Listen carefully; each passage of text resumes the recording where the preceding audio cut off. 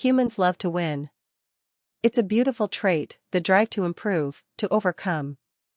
But in trading, that very instinct can become the root of destruction. I've studied thousands of traders, their strategies, their emotional patterns, their journals. And the ones who last? They don't think like gamblers. They think like the house. Today, I want to show you why that mindset shift changes everything. Section 1: The Illusion of Being Right.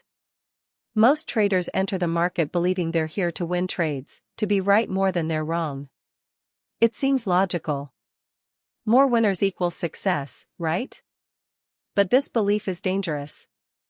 Because the market isn't about being right, it's about playing probabilities. About working an edge over time. I once observed a trader named Mark.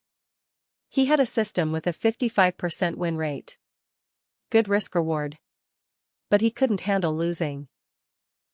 Every time a trade went against him, he froze. Hesitated.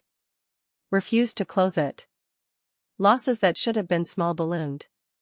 Not because his system failed. But because emotionally, Mark needed to win. Losing felt like a personal failure. Something deeper. That's the illusion. When your identity is tied to outcomes, your process collapses under pressure. You panic. You hesitate. You break your own rules. A casino never does this. The house doesn't care about a single spin, a single hand. It's irrelevant. They know that over thousands of repetitions, their edge plays out. They win, not every time, but over time. That's how a trader must think. You don't need to be right. You need to be consistent. Section 2: Trading is a business, not a battle. There's a myth that trading is a kind of fight, you versus the market. You versus institutions. You versus other traders. But the most successful traders don't fight. They operate like business owners. A business has costs, overhead, risks, and revenue. And trading is no different. You're losing trades? Those are expenses. You're winning trades? Revenue. Net profitability over time is what matters, not any one transaction. Think of a restaurant. Some nights are slow. Others are packed. They don't shut down because of one bad evening. They focus on service, consistency, efficiency. A trader must do the same. Detach emotionally from outcomes. Focus on execution, on controlling what you can. A good trade is one that followed your rules, regardless of whether it made or lost money. When you internalize this, losses stop feeling like failures. They become part of doing business. Predictable, manageable, necessary. Section 3: The Myth of Control. Humans crave control. Especially under stress. It's a survival instinct. But the market is uncontrollable. It moves on fear, greed, algorithms, rumors, infinite factors beyond your reach. And yet, most traders try to force control. They move stops. They add to losers. They double down, hoping to will the market back in their favor. This is fantasy. Control in trading doesn't mean controlling the market, it means controlling yourself. Your edge is not in predicting outcomes. It's in managing your behavior. You choose your entry. Your exit. Your position size. Your risk. That's your domain. That's your edge. Everything else is noise. When you surrender the illusion of market control, you regain personal control. And that's where your power lies. Section 4: Edge over Ego. Your edge is your system, the small statistical advantage you exploit over many trades. It could be pattern recognition, order flow analysis, macro trend alignment. But edge is fragile. It's easy to lose sight of it when your ego gets involved. Ego wants to be right. Ego wants to prove something. Ego wants revenge. And ego will bankrupt you. I've seen it happen. Skilled traders abandon their edge because they're angry, scared, or overconfident. They increase risk after a win. They hold losers hoping to win it back. This isn't trading. It's emotional reaction. Gambling with justification. Protect your edge by managing your ego. Build rules. Follow them. Accept losses with grace. Celebrate discipline, not just profit. Your edge is your lifeline. Guard it. Section 5. Losses are data, not defeats. Let's talk about losing. It hurts. And you're not weak for feeling it. But pain isn't always bad. In fact, pain is data. Each loss is information. What did the market do? What did you do? Where was your process weak? Where were you reactive? Most traders either deny the loss or drown in it. The casino operator does neither. They log it. Learn from it. Then move on. If you can see your losses as tuition, as feedback, you become unstoppable. Because you're always learning, always adjusting, always sharpening.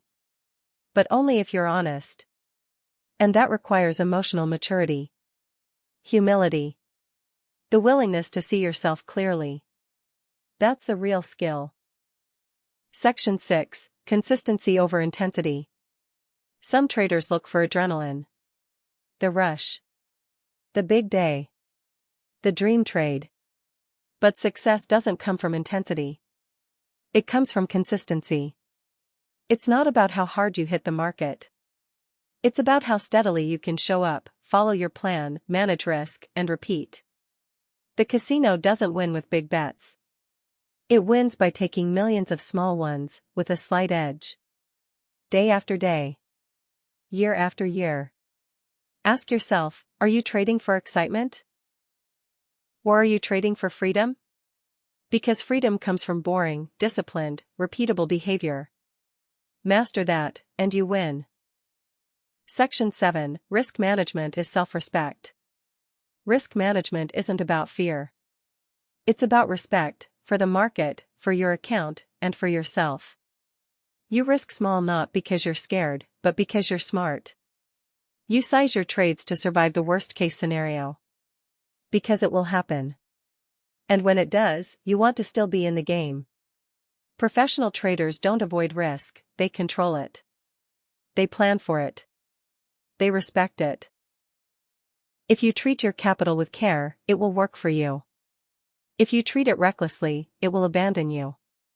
Risk management is how you say, I plan to be here tomorrow. Section 8. Emotional endurance. Trading will test you, not once, but constantly. There will be streaks. Drawdowns. Boredom. Self-doubt. You will question your system. You will question yourself. This is where most traders fail, not on strategy, but on endurance. They break down emotionally. They lose trust. They give up or implode. But emotional endurance can be trained. Through journaling. Through meditation. Through detachment. Through community. You must build resilience. A calm, centered internal environment, no matter what the market does. Because your mindset is your platform. If it's unstable, your results will be too. Section 9. Think in samples, not singles. Stop thinking trade by trade. Start thinking in sample sizes. Judge your system over 20 trades, 50 trades, 100 trades. Not 1. Not 3. Professionals think in probability distributions. Amateurs judge based on randomness. You can't control which trade wins.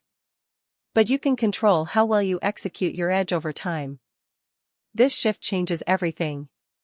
It removes the emotional weight from individual outcomes. You stop obsessing over every tick, every result.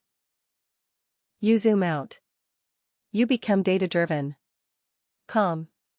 Confident. That's when you stop chasing and start compounding.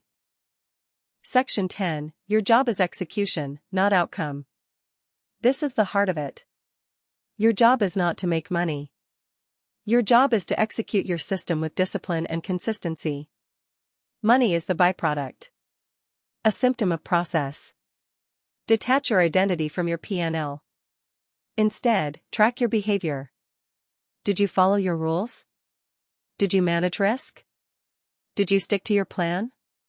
If you did, you won, even if the trade lost money. This mindset is rare. But it's everything. It's what separates the professionals from the dreamers. Closing message. You're not here to be perfect. You're not here to avoid pain. You're not here to beat the market. You're here to understand it. To respect it. To build something stable in a world of chaos. You're here to think like the house. To run your trading like a business. To trade without needing to win every time, and in doing so, win over time. This path is quiet. Disciplined.